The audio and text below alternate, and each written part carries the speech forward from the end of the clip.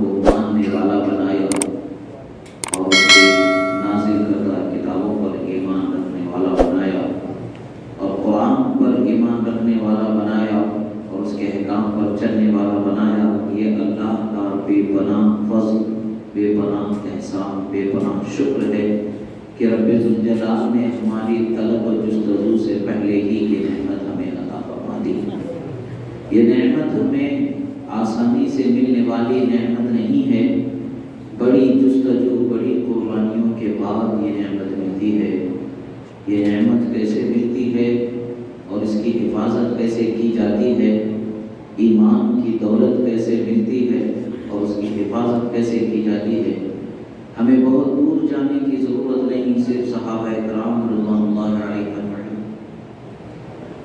کی بارگاہوں میں جب ہم حاضری دیتے ہیں، حضرت بلال رضی اللہ تعالیٰ عنہ کی زندگی کو جب ہم دیکھتے ہیں کہ کس قدر اللہ تبارک و تعالیٰ نے ان پر انعام فرمایا اور اس انعام کا انہوں نے کس قدر قربانیوں کے ساتھ اپنے ایثار و قربانی کو پیش فرما کر کے کیسے اس کی حفاظت کی۔ حضرت بلال رضی اللہ تعالیٰ عنہ ایک غلام تھے اور آپ نے اسلام قبول کر لیا اور آپ کا مالک چونکہ چاہتا نہیں تھا کہ اسلام کی دولت سے آپ مالا مال ہو جائیں، وہ چاہتا تھا کہ اسی کے طریقے پر چلے۔ ظلم و بربریت کا شکار انہیں کیا جانے لگا، ذل و کوب کیا جانے لگا، مارنا توڑنا کیا جانے لگا، ہر طریقے سے ان پر کوئی ایسا ظلم نہ باقی بچا کہ جو ان پر نہ کیا گیا ہو۔ تپتے ہوئے صحراؤں میں، ریگزاروں میں انہیں برہنہ پشت لٹا دیا جاتا تھا اور آپ کے سینے پر وزنی پتھروں کو رکھ دیا جاتا تھا۔ بچوں کے ہاتھوں میں پٹا دے کر کے ان کے گلے میں ڈال کر کے چھوڑ دیا جاتا تھا اور وہ بچے گھسیٹتے رہتے تھے اور آپ اپنے آپ کو چھڑا نہیں پاتے تھے۔ یہ سب قربانیاں کیوں ہوتی تھیں؟ یہاں تک کہ آپ بے ہوش ہو جایا کرتے تھے۔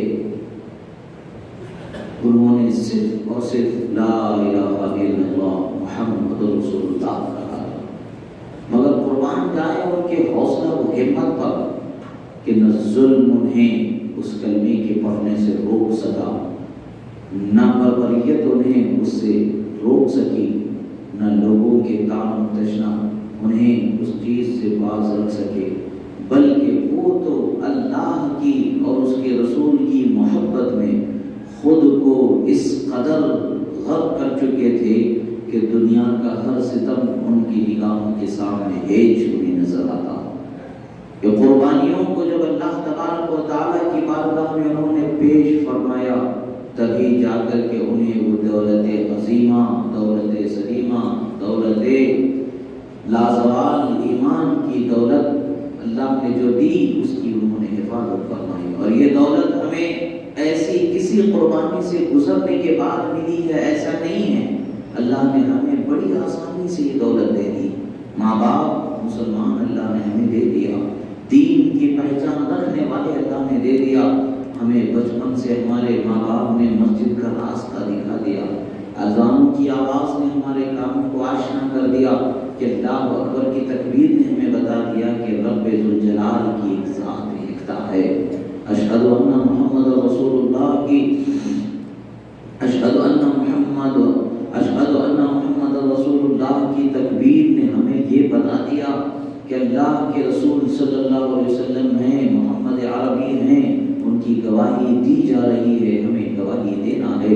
یہ تکبیرات، یہ تسبیحات نے ہمارے کانوں کو دین کے پیغام سے آشنا کر دیا اور ہم بغیر کسی تکلیف کے، بغیر کسی پریشانی کے ہم نے دین کو اپنا بھی لیا اور دین پر ہم چل بھی رہے ہیں۔ یہ اللہ کی مہربانی ہے کہ آسانی اللہ نے ہمیں عطا فرمایا۔ عزیزان محترم، دین و ایمان کی حفاظت جان و مال کی حفاظت سے زیادہ ضروری حفاظت ہوتی ہے۔ اپنے عقیدے کی حفاظت جان و مال کی حفاظت سے زیادہ ضروری حفاظت ہوتی ہے۔ اللہ نے جب یہ نعمت ہمیں دے دی ہے تو اس نعمت کی حفاظت کرنا سیکھیں، اس نعمت کی ہمیشہ قدر کرتے رہیں۔ یقیناً اللہ تبارک و تعالیٰ کی بات میں سرخروئی ہوگی۔ اور آج ہمارے اخلاق و کردار کو سنوارنے کی ضرورت ہے۔ آج اللہ تبارک و تعالیٰ نے ہمیں یہ جمعہ کا جو دن عطا فرمایا ہے، ہم سب لوگ مل کے نماز ادا کرتے ہیں۔ آخر اس کی نزاکتیں کیا ہیں، اس کی مصلحتیں کیا ہیں؟ جب ہم اس طرف توجہ کریں گے تو ہمارے ذہن و فکر کو خدا روشنی بخشے گا، ہمیں سمجھ میں آئے گا حقیقت میں ہمیں ایک دوسرے سے ملنے والا دن جمعہ کا اللہ نے عطا فرمایا۔ دیکھا جائے تو ہمارے دلوں کو ایک دوسرے سے آشنائی اور ایک دوسرے سے محبت بانٹنے والا دن اللہ نے عطا فرمایا۔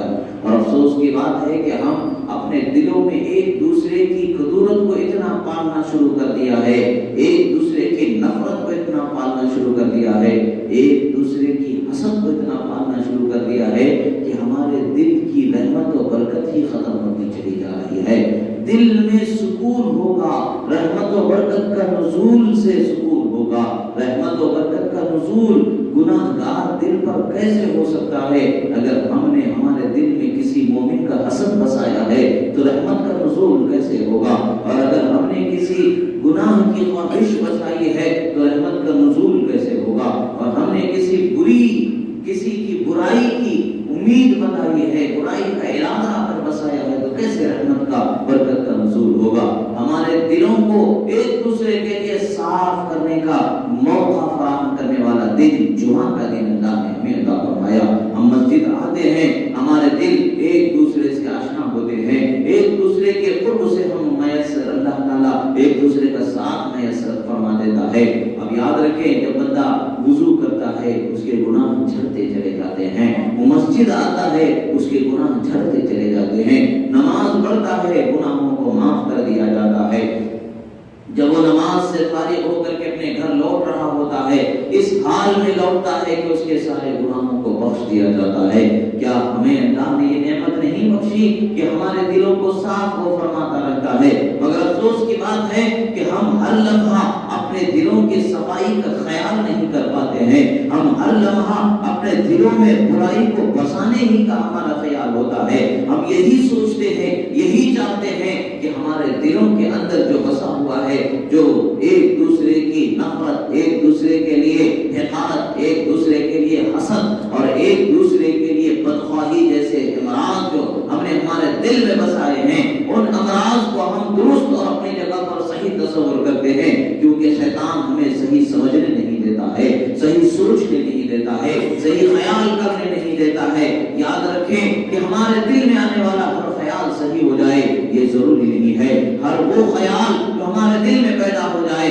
اپنے کسی مومن بھائی کے حق میں پیدا ہو جائے، وہ صحیح ہے یہ ضروری نہیں ہے۔ اللہ کا فرمان ہے گمان کرنے سے بچو، کسی کے حق میں تم گمان کرو گے، بدگمانی کرو گے، بہت ساری بدگمانیاں گناہ ہو جاتی ہیں اور تمہیں گناہ کے دامن سے، گناہ سے آشنا کر دیتی ہیں۔ اور ان گناہوں سے بچنے کا راستہ، ان گناہوں سے دور ہونے کا، صفائے قلبی کا راستہ اپنانے کے لیے اور اس کا ایک موقع فراہم کرنے کا ایک مصلحت بھرا انداز ہے جمعہ کے نظام کو قائم کیا گیا ہے۔ نماز پڑھنے کے لیے بندے آتے ہیں، اپنے گھروں سے نکلتے ہیں، نماز کی تیاری میں نکلتے ہیں، صاف ستھرا عمدہ لباس پہن کے مسجد کی طرف بڑھتے ہیں، سامنے اپنے ایمانی بھائی ملتے ہیں، دعا سلام ہوتی چلی جاتی ہے۔ تو یہ دل کی قدرتیں، نفرتیں چھٹتی چلی جاتی ہیں۔ جب سب ایک ہو کر کے رب ذوالجلال کی بارگاہ میں آ جاتے ہیں، جب امام ہو یا عالم ہو آپ کو واعظ و نصیحت کرتے ہیں، اللہ اور اس کے رسول کے دین کا پیغام پہنچاتے ہیں، ان کلمات کو سنتے ہیں اور اپنے دل پر اس کا اثر جماتے ہیں، تو اللہ کی رحمتیں اور برکتیں نازل ہونا شروع ہو جاتی ہیں۔ اور یہ مسجد تو رحمتوں اور برکتوں کا ہی ٹھکانہ ہے، یہاں پر رحمتیں برکتیں ہی تو نازل ہوتی ہیں۔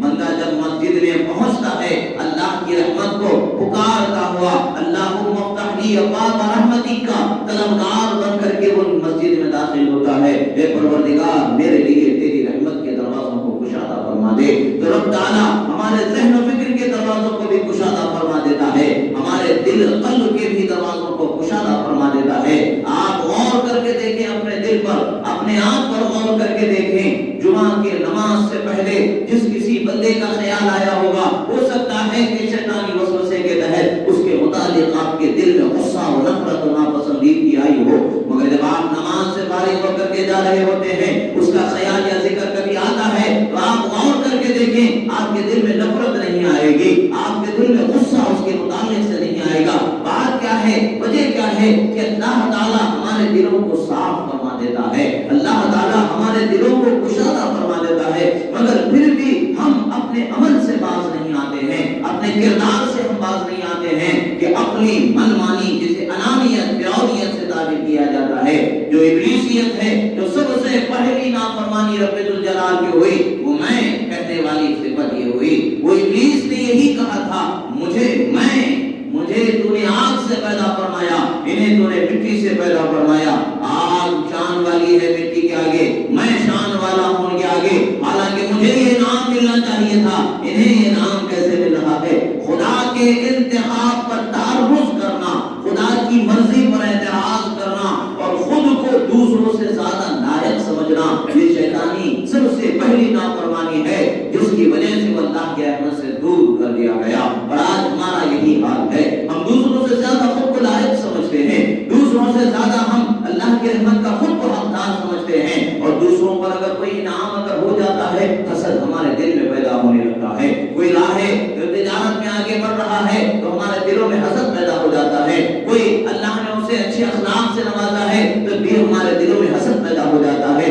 کسی کی اچھائی ہمیں دیکھی نہیں جاتی ہے، ہمارے ذہن و فکر میں ان کا اچھا ہونا باقی نہیں بچتا، بلکہ ہم ان کے عیب ڈھونڈنے لگتے ہیں، ان کی خامیاں ڈھونڈنے لگتے ہیں، انہیں مجروح کرنے کی کوشش کرتے ہیں، انہیں لوگوں میں رسوا کرنے کی کوشش کرتے ہیں، یا کسی نہ کسی طریقے سے تکلیف پہنچانے کی کوشش کرتے ہیں۔ اور جب ہماری سوچ یہ ہو جاتی ہے، ہمارے یہ قدم ہو جاتے ہیں، تو اللہ کے رسول کا فرمان ہے، اعمل ما شئت کما تدین بدان، جو کرنا ہے کرو، عمل کا راستہ کھلا ہے تمہارے سامنے۔ دونوں راستے رکھ دیے گئے ہیں، ایک راستہ جو سچا ہے، اچھا ہے، وہ صراط مستقیم کا تمہارے سامنے رکھ دیا گیا ہے، اور ایک راستہ وہ بھی کھلا ہے جو شیطان کا راستہ ہے۔ عمل کے میدان میں اب اختیار کو تمہارے حوالے کیا گیا ہے، تم کس راستے کو انتخاب کرتے ہو، کس راستے کو چنتے ہو، وہ تمہارا انتخاب ہے کہ تم جو چنو گے اس کا تمہیں بدلہ دیا جائے گا۔ اچھا کرو گے اچھا پاؤ گے، برا کرو گے برا پاؤ گے، جیسی کرنی ویسی بھرنی ہوگی۔ اور آج ہمارا حال یہ ہے کہ ہم دوسروں کا برا سوچتے ہیں تو ہمارا برا ہو رہا ہوتا ہے، ہم دوسروں کا برا خیال کرتے ہیں تو ہمارے لیے برے خیالات پیدا ہوتے چلے جاتے ہیں۔ عزیزان محترم، ہمارے دلوں کے صفائی کا موقع یہ جمعہ کا دن اللہ تبارک و تعالیٰ ہمیں عطا فرماتا ہے۔ اس دن کی بڑی قدر و منزلت ہمارے لیے ہے، اس دن کا بڑا اہتمام ہوتا ہے۔ ہم یہ سمجھتے ہیں کہ صرف سب کو ایک جگہ جمع ہو کر کے نماز پڑھ لینا ہی کا ہے، حقیقت میں اس کا مقصد کیا ہے؟ ایک دوسرے سے پیار و محبت کو بانٹنا اس کا مقصد ہے، ایک دوسرے کی ہمدردی ایک دوسرے کے دل میں پیدا ہو جانا یہ اس کا مقصد ہے۔ ایک دوسرے کے گھر میں کوئی معاشی پریشانی، کوئی معاملہ، کوئی مسئلہ چل رہا ہے تو سب لوگ مل جل کر کے اس کی طرف غور و فکر کر کے اس کی اصلاح کے سامان کے مہیا کرنے کا یہ دن ہے۔ اور آپس میں اگر کسی وجہ سے ایک دوسرے سے ناراضگی ہے تو ناراضگی کو بھلا کر کے دلوں کو ملانے والا یہ دن اللہ تبارک و تعالیٰ نے عطا فرمایا ہے۔ اس لیے کہ اللہ تبارک و تعالیٰ سب کو مسجدوں میں جمع فرمانے کا حکم فرما چکا ہے، جمع ہونے کا حکم فرما چکا ہے۔ ہم سب کو مسجد میں جمع ہونا ہے۔ آخر جمع ہوتے ہیں تو کیا ہوتا ہے؟ اللہ تبارک و تعالیٰ اپنی نظر رحمت ہمارے قلوب پر فرماتا ہے، ہمارے دلوں پر رحمت کی نظر فرماتا ہے، اور ہمارے دلوں میں جو قدرت شیطانی ہوتی ہے، جو وساوس شیطانی ہوتے ہیں، جو اخلاق کریہہ کا جہاں پر گزر بسر ہونا شروع ہو چکا ہوتا ہے، ان سب چیزوں سے اللہ تعالیٰ ہمارے دلوں کو صاف اور ستھرا فرما دیتا ہے، اس کے حبیب کی محبت کو ودیعت فرما دیتا ہے، اخلاق کریمہ کو اپنانے کا سلیقہ عطا فرما دیتا ہے۔ امام صاحب کی گفتگو جب ہوتی ہے، کوئی وعظ و نصیحت کرتے ہیں، بزرگوں کے واقعات کو بیان کرتے ہیں، ہمارے دل پر اثر ہونے لگتا ہے۔ کیا بات ہے کہ ہم اپنے گھروں میں ہوتے ہیں تو اثر نہیں ہوتا ہے، ہم مسجد میں آ جاتے ہیں، کوئی بات سنتے ہیں تو دل پر اثر ہونے لگتا ہے۔ بات یہ ہے کہ خدا نے ہمیں اپنی رحمت کا سہارا عطا فرما دیا ہے، ہمارے دلوں پر نظر رحمت فرما دیا ہے، تبھی اس کا اثر ہمیں ہو رہا ہے۔ اسی لیے اللہ تبارک و تعالیٰ فرماتا ہے، فَاذْكُرُونِي أَذْكُرْكُمْ، تم میرا چرچا کرو، میرا ذکر کرو، میں تمہارا چرچا کروں گا، تمہارے ذکر کو تمہاری شان کو بلند کر دوں گا۔ جب ہمارے دلوں میں ایک دوسرے کی محبت بننے لگے گی، ایک دوسرے کی اصلاح کی خواہش بننے لگے گی، ایک دوسرے کی بھلائی کی خواہش ہوگی، تو پھر حسد کا نام ہی نہیں ہوگا۔ جب حسد ہی نہیں ہے تو ایک دوسرے کی ٹانگ کھینچنے کان کھینچنے کا موقع ہی ختم ہو جائے گا۔ یہ سب کب پیدا ہوتا ہے؟ جب ہم خود کو بہت زیادہ بہتر دوسروں سے سمجھنے لگتے ہیں۔ عزیزو، ہمارے نگاہوں کے سامنے اپنے دوست ہوں گے کہ ان سے کچھ ایسی غلطیاں ہو رہی ہوں گی جو کھلی کھلی غلطیاں، بڑی بڑی غلطیاں ہوں گی، مگر ان کی ان غلطیوں پر ہمیں مواخذہ کرنے کا اختیار نہیں ہے، حق نہیں ہے کہ ہم ان پر مواخذہ کریں، بلکہ ان کو مجروح کرنے کا ہمیں اختیار نہیں ہے۔ ہاں، ہمارا حق ہے۔ اللہ نے فرمایا ہے کنتم خیر امۃ اخرجت للناس تأمرون بالمعروف وتنہون عن المنکر۔ اللہ نے فرمایا اے امت محمدیہ، تمہیں تمام امتوں میں سب سے بہترین امت بنا کر کے بھیجا گیا ہے۔ تمہارا ذمہ کیا ہے؟ اگر کوئی برے راستے پر جا رہا ہے تو اس راستے سے اسے روکو، نصیحت کرو، اچھے راستے کی طرف بلاؤ۔ یہ تمہارا ذمہ ہے، یہ ہمارا ذمہ ہے کہ ہم اپنے بھائی کے حق میں بھلائی ہی چاہیں، ان کے حق میں بہتر ہی چاہیں۔ وہ برائی کی طرف بڑھ رہے ہیں تو پیار سے نصیحت کریں، میاں یہ برائی بہت بری بات ہے، کل قیامت میں اللہ کے سامنے ہمیں حاضر ہونا ہے، کل اللہ کو منہ دکھانا ہے، سوال ہوگا، جواب دینا ہے، پھر اس کا فیصلہ ہوگا۔ اور اس نے دو جگہ بنائی ہے، ایک انعام کی جگہ بنائی ہے جسے جنت کہا جاتا ہے، اور ایک وہ عذاب کی جگہ ہے جسے جہنم کہا جاتا ہے۔ اور اگر اس کا فیصلہ جنت کے بارے میں ہو جائے ہمارے لیے تو ہماری خوش قسمتی ہے، اور اگر وہ فیصلہ فرما دے ہمارے عمل کے موافق جہنم کا تو پھر ہمارا کیا حال ہوگا؟ ہمیں آپس میں ایک دوسرے کی اصلاح کا خیال، ایک دوسرے کی فلاح و بہبودی کا خیال ہونا چاہیے۔ دنیاوی اعتبار سے بھی ہمیں ایک دوسرے کا خیال ہو، اخروی اعتبار سے بھی ہمیں ایک دوسرے کا خیال ہو۔ ایک دوسرے کی برائی کو عام طور پر اچھالنے کی عادت بن جاتی ہے، ارے فلاں تو ایسا کرتا ہے، فلاں تو ایسا کرتا ہے، فلاں تو ویسا کرتا ہے۔ پر ہم جب اپنے آپ کو تنہائی میں سوچ کر کے دیکھیں کہ ہمارا کیا حال ہوگا، بسا اوقات ہوتا یہ ہے کہ انسان بہت برا کرنے والا ہوتا ہے، مگر اس کی کوئی نہ کوئی ایسی نیکی اللہ کو پسند آ جاتی ہے کہ اس کی ساری برائیوں کو بخش دیا جاتا ہے۔ کبھی کبھی ایسا ہوتا ہے کہ بہت نیک ہوتا ہے مگر کوئی نہ کوئی ایک غلطی ایسی ہوتی ہے کہ جس پر ساری نیکیوں کو ضائع کر دیا جاتا ہے۔ مثال لے لیں، ابلیس کا کیا مرحلہ تھا؟ وہ کیسا تھا؟ مربی ملائکہ جسے کہا جاتا تھا، ملائکہ کو تعلیم دینے والا رتبہ جسے دیا گیا تھا، سینکڑوں کروڑ ہاں کروڑ برس جس نے روایتوں کے مطابق اللہ کی عبادت کی تھی۔ بزرگوں نے کہا کہ اس کے سجدوں کو اگر زمین پر بچھا دیا جائے تو ناخن کے برابر بھی جگہ نہ باقی بچے، اتنے سجدے اس نے رب کے کیے، مگر ہوا کیا؟ اس نے اپنے آپ کو دوسروں سے بہتر سمجھنا شروع کر لیا، انتخاب رب ذوالجلال پر تعرض کرنا شروع کر دیا، اور اللہ کے محبوب ہستی کی بےدبی اس نے کر دی، تو ساری عبادتیں، ساری ریاضتیں، سارے سجدے، سارے نیکیاں اس کے کوئی کام نہیں آئیں۔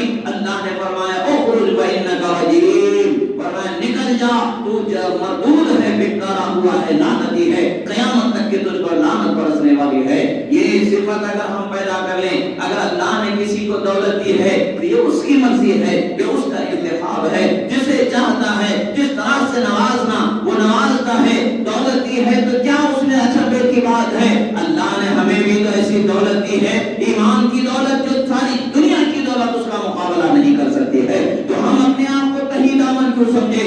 عیش و عشرت کے سامان مل جانا، زندگی گزرنے کی آسانیاں مل جانا، یہ کامیابی اور کمال نہیں ہے۔ جس کو مل جائے یہ اس کے لیے اور آزمائشیں، سوال و جواب کا ذمہ پڑ جانا ہے۔ دولت ہے تو ہر دولت والا حضرت صدیق جیسا نہیں ہوتا ہے، ہر دولت والا حضرت فاروق جیسا نہیں ہوتا ہے، ہر دولت والا حضرت عثمان غنی ذوالنورین جیسا نہیں ہوتا ہے، ہر ہمت و شجاعت والا حضرت مولا علی فاتح خیبر جیسا نہیں ہوتا ہے۔ ان کے پاس جو ہوتا ہے وہ تقسیم کرنے کے ارادے سے وہ جمع کرتے ہیں، اللہ کی راہ میں لٹانے کے ارادے سے وہ جمع کرتے ہیں، اس لیے انہیں کوئی پریشانی نہیں ہے جو خدا کی راہ میں لٹانے والے ہوتے ہیں۔ حساب و کتاب بھی بڑا آسان ہو جائے گا، تم نے کیا کمایا، کیا کیا، وہ سب کا حساب دینا ہوگا۔ اگر 1,00,000 روپیہ آپ کو مل گئے ہیں تو लाख रुपये का हिसाब अल्लाह को 1-1 रुपये का देना होगा, वो हिसाब कठिन होगा। 10 रुपये से 100 रुपये से जिसकी जिंदगी गुजर जाती है उसका हिसाब तो बड़ा आसान होगा। अल्लाह ने दौलत यहाँ हमें नहीं दी है तो आखिरत में हमारे लिए बेहतर इनाम का फैसला फरमाया होगा। और दौलत मिल जाना भी आजमाइश है, दौलत ना मिलना भी आजमाइश है। हमें हर आजमाइश में अल्लाह की मर्जी पर राजी रहना है, ये हमारी कामयाबी की अलामत है। और अगर आज हम अल्लाह की मर्जी पर राजी होना छोड़ दें और खुदा के मिले हुए पर जो कुछ मिल जाए उस पर साबिर और शाकिर न रहें तो फिर जो है वो भी खत्म होने वाला है, न बढ़ने वाला है बल्कि घटने ही वाला है। अल्लाह ने फरमाया शुक्र बजा लाओगे बरकतों से माला माल कर दिया जाएगा, नाशुक्री करोगे ऐसी सख्त गिरफ्त होगी कि जिसका अंदाजा भी नहीं किया जा सकता है। अज़ीज़ान मोहतरम, आज हमें जरूरत है कि अपने अंदर अपने दिलों की सफाई को पैदा करें, अल्लाह और उसके रसूल की मोहब्बत को इस कदर बढ़ाएं कि हमें दुनियावी एतबार से अगर कोई बुरा बोल भी रहा है तो उसकी बुराई, उसका बुरा बोलना हम पर असरअंदाज न हो, बल्कि उसकी जो सिफत ईमानी है, उसका ईमान वाला होना, उसका अपना हम अकीदा होना, ये हम पर गालिब होना चाहिए। अमल से दरगुजर करना और उसके ईमानी किरदार को, ईमानी मकाम को मलहूज़े नजर रखना, ये आम बल्कि हर मुसलमान की शान होती है। इसी शान को उजागर करने के लिए एक ही सब में खड़े हो गए महमूद आयाज, ना कोई बंदा रहा ना कोई बंदा नवाज का मसला है। हमारा दुश्मन भी हमारे बाजू आकर के खड़े हो सकता है, हमारा दोस्त भी हमारे बाजू आकर के खड़े हो सकता है। हमारी नमाज में हम दोनों एक हैं, बराबर हैं, और रब्बे जुल जलाल की बारगाह में दोनों एक बराबर मंगते ठहरे हुए हैं, दामन को पसारे हुए हैं। ये उसका करम है कि किसको क्या देना है। अगर आज हम इस फलसफे को समझ जाएं और इस हकीकत को समझ जाएं तो हमें किसी से कोई दुश्मनी बाकी न बचे। इतना याद रखें, किसी के कुछ चाहने से हमारी जिंदगी में कुछ बदलाव नहीं आ सकता है। खुदा जो देना है उसमें कोई कमी ला नहीं सकता है, खुदा जो ना देना चाहे उसे कोई दिला नहीं सकता है। खुदा के चाहे ही से मिलना है, खुदा के चाहे ही से ना मिलना है। तो हमें उसकी चाहत पर नजर रखनी है, उसकी रजा पर हमारी नजर रखनी है कि वो हमसे क्या चाहता है, हमें किस तरीके से जिंदगी गुजारना उसे पसंद है। जब हम रसूलुल्लाह की सुन्नतों भरे जिंदगी को देखते हैं तो अल्लाह फरमाता है लक़द कान लकुम फी रसूलिल्लाहि उस्वतुन हसना, ऐ लोगों हमने तुम्हारे लिए रसूलुल्लाह की जात में बेहतरीन नमूने जिंदगी को रख दिया है, तुम उनकी जिंदगी को अपना लो तो कामयाब हो जाओगे। हमारे आका सल्लल्लाहु अलैहि वसल्लम के पास आने वाले लोग कैसे कैसे तरीके से आया करते थे। कोई रास्तों में कांटों को बिछाया करते थे, कोई गड्ढों को खोदा करते थे, कोई पत्थरों से आपके साथ जो है बदसलूकी किया करते थे। न जाने कौन कौन किस किस तरीके से रसूलुल्लाह सल्लल्लाहु अलैहि वसल्लम को ईज़ा पहुंचाई, मगर अल्लाह के रसूल सल्लल्लाहु अलैहि वसल्लम की ज़बान मुबारक को तो देखें किस तरह से आपने दुआ फरमाया। जब ताइफ के मकाम से जब आप वापस हुए, आपकी ज़बान मुबारक से दुआइया कलिमात जो निकलते हैं वो क्या निकलते हैं? ऐ परवरदिगार, ये मेरे कौम मेरे मकाम से नाआशना है, इनके इस अमल की वजह से इनको हिलाक व बर्बाद न कर देना। हज़रत रसूलुल्लाह सल्लल्लाहु अलैहि वसल्लम की ज़बानी अगर निकल जाता है कि खुदा ने हिलाक व बर्बाद कर दे तो फिर तूफान नूह की भी मिसाल छोटी हो जाती, उससे भी भयानक निजाम हो सकता था। मगर अल्लाह ने अपने हबीब को रहमतुल लिल आलमीन बना करके भेजा है। किस कदर उधर गुजर करने वाले हैं। तो आज हमारा हाल कैसा है? अपना दीनी भाई होता है, अपना खूनी भाई होता है, रिश्तेदार होता है, कुछ ज़बान से उसके कुछ बड़ी बात निकल जाती है तो हम उसे दिल पर ले लेते हैं, भूलते नहीं है, उसका बदला लेने के लिए हम कोशान रहते ही हैं। याद रखें, अल्लाह के रसूल सल्लल्लाहु अलैहि वसल्लम ने इरशाद फरमाया है, अगर तुम में से अपने किसी भाई को माफ कर देने पर ये समझता है कि उसका कुछ कम हो जाता है, उसके माल में उसकी इज्जत में कुछ कमी आ जाती है, अगर वो अपनी इज्जत में कमी होना समझता है, अहादीस मुबारक का मफ़हूम है, सरकार बयान फरमाते हैं क़यामत में मुझसे ले लेना जितनी कम हो गई उससे ज्यादा तुम्हें अदा कर दूंगा। माफी के करने से अगर किसी को माफ करने पर हम ये समझते हैं कि हमारी इज्जत कम हो जाती है, अरे ऐसी कम होना हो तो हजारों मर्तबा हो जाए, क्योंकि बढ़ाने वाले नबी हमारे मददगार वहां पर हैं। अल्लाह के रसूल सल्लल्लाहु अलैहि वसल्लम की शान कैसी है? कौन देता है देने को मुंह चाहिए, देने वाला है सच्चा हमारा नबी। नबी सल्लल्लाहु अलैहि वसल्लम नवाजने वाले हैं, और वो जब قیامت میں نوازیں گے تو اصل نوازش تو وہاں ہم حاجت مند ہوں گے نا. ہمارے عمل کوئی کام نہیں آئیں گے کیونکہ ہمارے پاس وہ خلوص نہیں.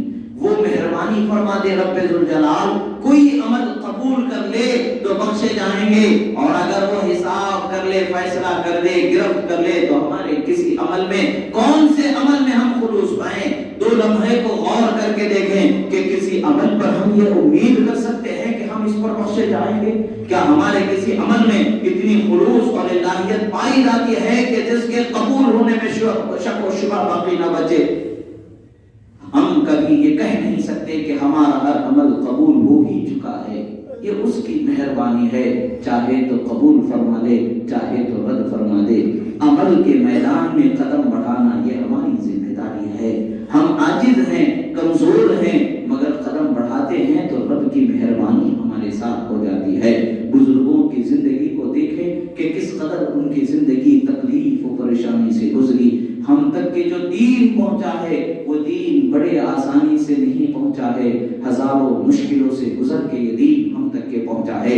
حضرت بلال کی مشقتوں کا یہ حال ہے کہ اسلام کے کلمہ پڑھنے والے ہر کلمہ گو پر ان کا احسان ہے کہ انہوں نے اپنے بدن پر جو مشقت گوارا کی، جو تکلیف اپنے جسم پر انہوں نے جھیلی، اسی کلمے کی حفاظت پر انہوں نے جھیلی. ان کا عزم، ان کا ارادہ، ان کی مضبوطی بعد والوں کے لیے ایک مثال بن جاتی ہے. ہر مثال ہمارے لیے عظیم ترین مثال ہے. حضرت بلال ہو یا حضرت عمار ابن یاسر ہو یا اور بھی دیگر ہوں، یا حضرت سید الشہداء حضرت سیدنا حمزہ رضی اللہ تعالیٰ عنہ ہو اور دیگر صحابہ کرام ہو، ہر صحابی کی ایک انوکھی قربانی ہے، ہر صحابی کا ایک انوکھا نرالا انداز ہے. انہوں نے اسی کلمے کی حفاظت کے لیے، اسی دین کی حفاظت کے لیے، اسی قانون مصطفیٰ کی حفاظت کے لیے، اسی نمونے زندگی جو مصطفیٰ پیارے کی ہے، اخلاق کریمہ کی حفاظت کے لیے انہوں نے اپنے جان و مال کو قربان کر دیا، اپنے گھروں کو، اپنے کنبے کو، پورے خاندان کو لٹا دیا. بدر کے میدان سے کربلا کے میدان تک کے ہر فرد کی یہ تاریخ ہمیں بتاتی ہے کہ اسلام کے زندگی کے لیے ہر وقت پر ایک کربلا کا میدان قائم رہا، ہر کربلا میں ایک قربان ہونے والا رہا. کسی کا نام حضرت حمزہ تو کسی کا حضرت بلال، تو کسی کا حضرت عمار ابن یاسر، تو کسی کا حضرت یاسر، تو کسی کا حضرت امام حسین. اسی طریقے سے ہر نام ہمیں ملتا ہے. یعنی جو اسلام کی بقا ہے، اسلام کی فلاح و ظفر کا پیغام جو ہم تک کے پہنچایا گیا ہے، یہ پیغام عام حالتوں میں نہیں پہنچا ہے. ہر کٹھن سے کٹھن، سوچ سے زیادہ کٹھن مشکلوں سے گزر کے پہنچا ہے. اللہ نے بغیر تکلف کے، بغیر پریشانی کے، بغیر آزمائش کے نعمت اللہ نے ہمیں دے دی ہے. اب ہمارا ذمہ ہے کہ ہم اس کے سچے طریقے پر قائم ہو جائیں، سچے اخلاق پر قائم ہو جائیں. ہمیں سنتوں پر عمل کرنے کے لیے، روکنے کے لیے کوئی ایسا گلے پر چھری لے کے نہیں ٹھہرا ہے، مگر افسوس کہ ہم سنتوں سے دور ہیں. آج ہم اسلامی کردار سے ہم اس قدر دور ہیں کہ ہم اللہ اور اس کے رسول صلی اللہ تعالی علیہ وسلم کے دین کے طریقے پر حلال غذا کے اہتمام میں ہم توجہ نہیں کر رہے ہیں. حلال و حرام کی تمیز کو ہم نے ختم کر دیا ہے. ہر اعتبار سے جو آ جائے ہم نے اس کو لینا شروع کر دیا ہے، جو جاتا ہے جائے ہم نے اسے دینا شروع کر دیا ہے. یعنی قانون نظام مصطفیٰ صلی اللہ تعالی علیہ وسلم کو ہم نے فراموش کر دیا ہے. یاد رکھیں، ایک لقمہ بھی حلال کا اگر ہمارے گھر میں آ جائے تو خوبیاں ہمارے دلوں میں پیدا ہو جائیں، دلوں کی بیماریاں دور ہو جائیں. اور اگر ایک لقمہ بھی حرام کا ہمارے گھر میں آ جائے تو ہمارے دلوں کی بیماریاں بڑھ جائیں، میل و کدورت بڑھ جائے. آج خود دیکھیں، ہمارے دل میں کسی کے متعلق سے ہمدردی نہیں ہے، کسی کے متعلق سے اچھا خیال نہیں ہے. تو میں کہتا ہوں کہ فوراً اس کا اپنے آپ کا محاسبہ کرنا ضروری ہے کہ میں جو لقمہ کھا کے میرے دل کو تقویت پہنچا رہا ہوں، جو غذا میں استعمال کر رہا ہوں، وہ غذا میں حلال اور حرام کی تمیز باقی ہے کہ نہیں ہے، کہیں حرام کی آمیزش تو نہیں ہو رہی ہے. اگر آپ اس پر غور کر لیں گے اور حرام سے اپنی غذا کو پاک کر لیں گے، حلال غذا اگر اپنے آپ کو اور اپنے اولاد کو پہنچانے والے ہو جائیں گے تو آپ کا دل بھی ایسا صاف و شفاف نگینا ہوگا گویا کہ مدینے کا خیال پیدا ہو جائے گا. ہر ایک مسلمان کے لیے بھلائی کا ارادہ ہوگا اور آپ جتنا بھلا چاہیں گے آپ کے ساتھ اتنا ہی بھلا ہونے والا ہے. اس میں کوئی نقصان نہیں ہے. آپ اپنے بھائی کے ساتھ ساتھ اچھا سلوک کریں، اللہ آپ کے ساتھ بہتر اسباب پیدا فرما دے گا۔ آپ کسی سے خدا کی رضا کے لیے چاہت اور محبت کو روا رکھیں، اللہ تعالیٰ آپ کو بھی اسی طریقے سے چاہنے والے افراد کو پیدا فرما دے گا، آپ کا بھی خیال اور محبت کرنے والوں کو پیدا کر دے گا۔ یہ عظیم نعمتوں کو سیکھنے کا وقت ہے، یہ عظیم اور نعمتوں کو اپنے دلوں میں بسانے کا وقت ہے، جو جمعہ کا وقت اللہ نے ہمیں عطا فرمایا ہے۔ ہم یہاں جمع ہیں تو صرف آئے ہیں، بھیڑ بکری کی طرح آئے چلے گئے نہیں ہونا چاہیے۔ اپنے دلوں پر نظر کریں، اپنے دلوں کی صفائی کا خیال کریں، اللہ کی بارگاہ میں دعا کریں کہ پروردگار ہمارے دلوں کی کدورت کو دور فرما دے، میل کو دور فرما دے۔ یہ اجتماع مومنین ہے، مومنوں کا جمع ہو جانا، آخر اس کا مقصد کیا ہے؟ مومنوں کی شان و عظمت کا اظہار ہونا، مومنوں کے پیار و محبت کا اظہار ہونا، مومنوں کا اللہ اور اس کے رسول کی بارگاہ میں عقیدت اور عبادت کے سلیقے کا اظہار ہونا، اور ایک دوسرے سے ہمدردی کا خیال ظاہر ہونا، ایک دوسرے کی خبرگیری، ایک دوسرے کی مزاج پرسی، ایک دوسرے کا خیال کرنا، یہ ہماری شان ہے، اسلامی پہچان ہے۔ اللہ کے رسول صلی اللہ علیہ وسلم نے فرمایا للجاری حق، پڑوسی کا بھی حق ہے، مگر افسوس کی بات ہے کہ کتنے مہینے گزر جاتے ہیں کہ ہم نے اپنے پڑوسیوں کا خیال کرنا چھوڑ دیا۔ کیا کبھی ہمیں یہ سوچنا ہے کہ نہیں ہے کہ ہم بھی ہمارے پڑوس میں رہتے ہیں، کوئی اچھی بات، کوئی اچھا طریقہ اختیار کرے۔ سرکار دو عالم صلی اللہ علیہ وسلم نے ارشاد فرمایا آپس میں ہدیے تحائف ایک دوسرے کو بھیجا کرو کہ اس سے دلوں کے میل دور ہو جاتے ہیں، دلوں میں محبت پیدا ہو جاتی ہے، دلوں کی صفائی پیدا ہو جاتی ہے۔ اور آج ہمارا حال ایسا ہے کہ پڑوس میں شادی ہو رہی ہے، ہمارے گھر میں شادی نہیں ہو رہی تو ہمارے چہرے بگڑ جاتے ہیں۔ پڑوس میں اگر کوئی کام ہو رہا ہے، ہمارے گھر میں نہیں ہو رہا ہے تو چہرے بگڑ جاتے ہیں۔ پڑوس میں اگر کوئی بریانی بن رہی ہے، اچھا عمدہ کھانا بن رہا ہے تو ہمارے دلوں پر، چہروں پر ناگواری جھلکنے لگتی ہے۔ عزیزو، کسی کی ترقی پر ناخوش ہونا یہ ایمان والوں کی شان نہیں ہے۔ ایمان والے تو وہ ہیں اگر کوئی ترقی کرتا ہے تو خدا کا شکر بجا لاتے ہیں، اللہ کا شکر ہے کہ اللہ نے میرے پڑوسی بھائی کو بلندی عطا فرمائی ہے، اللہ کا شکر ہے کہ میرے پڑوسی بھائی کو اللہ نے نعمت عطا فرمائی ہے۔ جب آپ شکر بجا لائیں گے، اللہ فرماتا ہے تم شکر کرو میں تمہاری نعمتوں میں زیادہ عطا فرما دوں گا۔ ہمارے گھر میں اگر کچھ چولہے میں جلنے میں کمی ہو رہی ہے، پڑوس میں خوب چولہا جل رہا ہے، تو ہم اس پر اگر شکر گزار ہو جائیں گے تو ہمارے چولہے کو بھی اللہ تعالیٰ اور بڑھا دے گا، برکت عطا فرما دے گا۔ ہماری کمائی میں کمی ہے اور بازو کا اپنا دوست ایمانی بھائی اگر کمائی میں آگے بڑھ رہا ہے، ترقی کر رہا ہے، اللہ کا شکر بجا لائیں، اس کی بھی حفاظت کے لیے دعا کریں، اپنی بھی حفاظت کے لیے دعا کریں، تو پھر آپ دیکھیں گے وہ دن دور نہیں ہوگا کہ آپ کو بھی اللہ تبارک و تعالیٰ ترقی کے اس منزل پر پہنچائے گا کہ آپ خود حیران ہوں گے میری محنت تو اس قدر نہیں تھی کہ جو آج مقام مجھے میسر ہے۔ یعنی بسا اوقات انسان عملی زندگی میں کمزور ہو کر کے بھی، عملی میدان میں کمزور ہو کر کے بھی، فزیکلی وہ کوئی ایکٹیویٹی پوری طریقے سے نہ کر پا کر کے بھی ترقی کی منزل پر پہنچ جاتا ہے۔ راز کیا ہوتا ہے؟ وہ اپنے دل کو صاف کر لیتا ہے، مومنوں کے لیے خیر خواہی کا وہ اپنا ایک سلیقہ بنا لیتا ہے، تو اللہ تعالیٰ اس کی برکت سے اسے بلندی ترقی عطا فرما دیتا ہے۔ کمال تو یہ ہے کہ ہم اپنے دل میں اسی کی محبت بسائیں جس کے لیے خدا نے ہمیں زندگی بخشی ہے، اس کے حبیب کی محبت کو بسائیں، اور اسی محبت میں اپنے ایمانی بھائی سے محبت کریں، اپنے اسلامی بھائی سے محبت کریں، اور نفرت نہیں ہونی چاہیے۔ نفرت ہو تو خدا و رسول کے نافرمانوں کے ساتھ نفرت ہونی چاہیے، خدا و رسول کے دشمنوں کے ساتھ ہونی چاہیے۔ اس کا یہ مطلب نہیں کہ چھری کاٹے لاٹھی لے کر کے میدان میں نکل جاؤ، یہ نہیں ہے، بلکہ ہم اس شخص کی اس نافرمانی اور اس کے فعل پر راضی ہونے کو نہیں پسند کرتے ہیں، اسے خدا کی رحمت کا حقدار نہیں جانتے ہیں۔ ہاں، جو مومن ہے عمل میں کمزور ہو جاتا ہے، کبھی کوئی گناہ سرزد ہو جاتا ہے تو اس کے معافی کے طلبگار ہیں، اور اس کے لیے اللہ کی بارگاہ میں رحمت کے حقدار ہونے کا یقین رکھتے ہیں، کیونکہ وہ مومن ہے۔ مومن کی شان ہی الگ ہوتی ہے، وہی اللہ کی رحمتوں کا حقدار ہوتا ہے۔ آج دنیا مختصر ہے، ہمیں دنیا کو چھوڑ جانا ہے، کل کی تیاری ہمیں کرنی ہے۔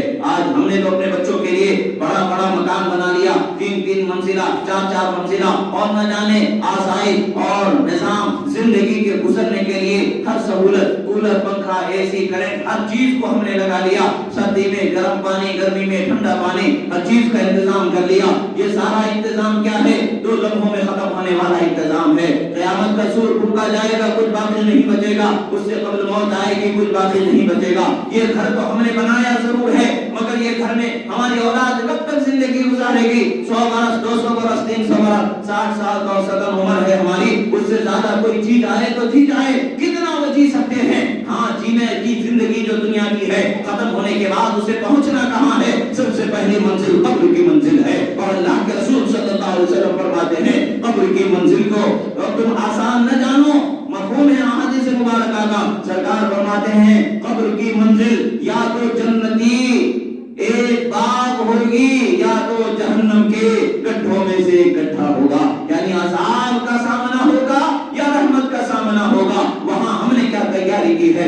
آج ہمارے بچے، ہمارے بات کسی کے سامنے ہاتھ نہ پھیلائیں، بزنس میں، مال میں، پیسے میں، رہنے میں، سہنے میں، گھر کے، وہ کسی کے محتاج نہ رہیں، یہ ہم ضرور فکر کرتے ہیں۔ کیا یہ ہمارا ذمہ نہیں کہ کل قبر میں وہ چلے جائیں، جب ان سے سوال ہوگا من ربکا، تو ہمارے بچے چیخ چیخ کر کے کہیں میرا رب رب ذوالجلال ہے۔ جب سوال ہوگا ماں دینک، تمہارا دین کیا ہے، تو ہمارے بچے چیخ کر کے کہیں دینی الاسلام۔ اور جب سوال ہوگا ما کنت تقول فی شان ھذا الرجل، تم کیا کہتے تھے اس سراپا نور مجسم ذات اقدس محمد عربی صلی اللہ تعالی علیہ وسلم کے بارے میں دنیا میں، تو ہمارے بچے عشق میں جھوم جھوم کر کے کہیں کل اقول اشهد ان محمدا عبده ورسوله، میں کہتا تھا کہ محمد اللہ کے بندے سچے اور اس کے سچے رسول ہیں۔ یہ گواہی دے زیارت مصطفیٰ سے مشرف ہو جائیں، اور جب ان کا سامنا ہو تو سرکار کا چہرہ ناراضگی والا نہ رہے، بلکہ سرکار کا چہرہ بشاشت والا رہے، نور کی رحمت کی کرنوں کو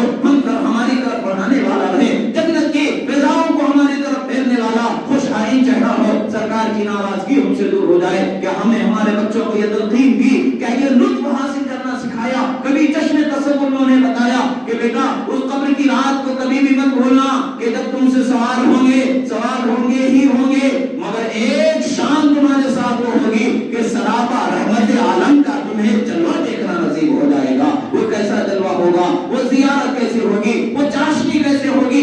عاشق کی نگاہوں میں وہ نور مصطفیٰ جو ڈائریکٹ اس کے نگاہوں میں بس جائے گا، اس کا اثر کیسا ہوگا، اس کا سرور کیسا ہوگا؟ کیا کبھی ہم نے سمجھایا؟ کیا کبھی ہم نے ہمارے بچوں کو اس چیز کی طرف توجہ دلائی؟ عزیزو، اگر ہم نے نہیں کیا ہے تو ہم نے ان کا حق نہیں پورا کیا ہے۔ ہمیں چاہیے کہ اس کی توجہ دلائیں، قبر کی تیاری کریں، حشر کی تیاری کریں، حساب و کتاب کی تیاری کریں۔ دنیا کی تیاری تو بہت ہوتی ہے، ہوتی ہی رہے گی، دنیا چھوڑ کر جانا ہے۔ اگر دنیا کی تیاری کو ہم شریعت کے دائرے میں لے کر کے چلیں گے تو ہمارا ہر کمانا بھی ہمارے لیے آخرت میں حساب کتاب میں آسانی کرنے والا ہوگا، ہر عطا کرنا، ہر دینا، ہر بانٹنا بھی بخشش لانے والا ہوگا۔ یعنی ہم زندگی دنیا کی آئین مصطفیٰ، قانون مصطفیٰ پر اگر ڈھال لیتے ہیں تو ہمیں سوال میں آسانی ہوگی، جواب میں گھبرانا نہیں ہوگا، رحمتوں کے جرمت میں، رحمت کے فرشتوں میں، جنت میں ہمیں جانا نصیب ہو جائے گا، سرکار کی شفاعت نصیب ہو جائے گی۔ اور اگر ہم یہاں کوتاہی کر دیتے ہیں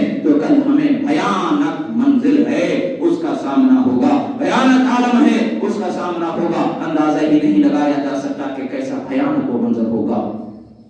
دہتے ہوئے شعلوں کا جہنم کے یہ حال ہوگا جیسے سمندر کی لہریں کناروں پر پہنچ کر کے لوگوں کو سمیٹ کے اپنے اندر، کنارے سے اپنے اندر لے کر چلے جاتی ہے، اسی طریقے سے جہنم کے شعلے لپک لپک کر کے کنارے پہنچ رہے ہوں گے اور انہیں گنہگاروں کو اپنے اندر سمیٹ کر کے جہنم میں کھینچ رہی ہوں گی۔ اور اس وقت پر جہنم کے شعلوں کو بجھانے کا کیا انتظام ہوگا؟ جہنم کے شعلوں کے لپکتے ہوئے، دہتے ہوئے شعلوں کی تیزی کو روکنے کا کیا انتظام ہوگا؟ حضرت جبرائیل امین رسول اللہ صلی اللہ علیہ وسلم کی خدمت میں ایک پانی کا پیالہ پیش فرمائیں گے، رسول اللہ صلی اللہ علیہ وسلم اس میں اپنا ہاتھ مبارک ڈالیں گے، پھر اٹھا کر کے اس پانی کے چند قطروں کو جہنم کی طرف چھڑکاؤ فرما دیں گے تو جہنم کے دہتے ہوئے لپکتے ہوئے شعلے ٹھنڈے پڑ جائیں گے، یعنی سرد نیچے پہنچ جائیں گے، اوپر جو آ کر کے کناروں پر کھینچ رہے تھے وہاں سے وہ تھم جائیں گے۔ ماجرا کیا ہوگا؟ یہ پانی کون سا پانی ہے؟ کیا زمزم کا پانی ہے یا حوض کوثر کا پانی ہے یا اور کوئی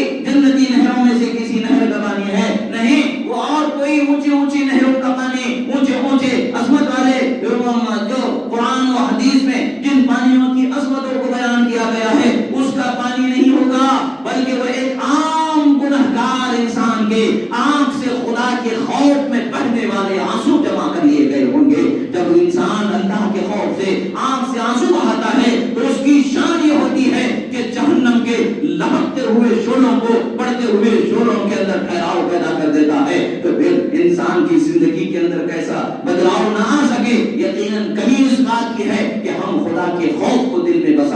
رہے ہیں, اس کے خوف سے اپنی آنکھوں کو نم نہیں کر پا رہے ہیں. اللہ کے نزدیک احادیث مبارکہ میں آیا ہے گناہگار بندے کے آنکھ سے بہتا ہوا پانی سب سے زیادہ پسندیدہ پانی ہے. اللہ کو وہ پانی بہت پسند ہے. پسند ہے تو اس کا یہ مطلب ہے کہ اللہ رحم فرما دیتا ہے, کرم فرما دیتا ہے, اس کی رضا ہمیں میسر آ جاتی ہے. ہم گناہگار ضرور ہے, گناہوں پر اڑے رہنا یہ شیطانیت ہے. گناہوں پر پڑک کر کے رب تعالیٰ کی بارگاہ میں معافی مانگ لینا یہ انسانیت ہے, یہ ہمارے لیے رحمت کا سبب ہے. اللہ تبارک و تعالیٰ کی بارگاہ میں اپنے اور آپ کے لیے دعا کرتا ہوں کہ اللہ تعالیٰ ہمیں سچی توبہ نصیب فرمائے, اس کا خوف نصیب فرمائے, ہمارے دلوں کو صاف فرمائے, کدورت کو ہمارے دلوں سے دور فرمائے, غیر شرعی نفرت کو ہمارے دلوں سے دور فرمائے, غیر شرعی محبت کو ہمارے دلوں سے دور فرمائے, شرعی محبت کو ہمارے دلوں میں ودیعت فرمائے, شرعی نفرت جس کے لیے جو حق ہے اسی طریقے سے ہمارے دلوں میں عطا فرمائے, غرض کہ ہمارے دل کو اسی پر ڈھال دے جس پر وہ اور اس کے حبیب راضی ہو جاتے ہیں. کہنے میں سننے میں جو غلطی ہوئی اللہ تعالیٰ کی بارگاہ میں گزار ہوں کہ معاف فرمائے, جو حق و سچ و صحیح و درست کہا گیا اسے ہمارے سینوں میں محفوظ فرمائے. اقول قولی ھذا استغفر اللہ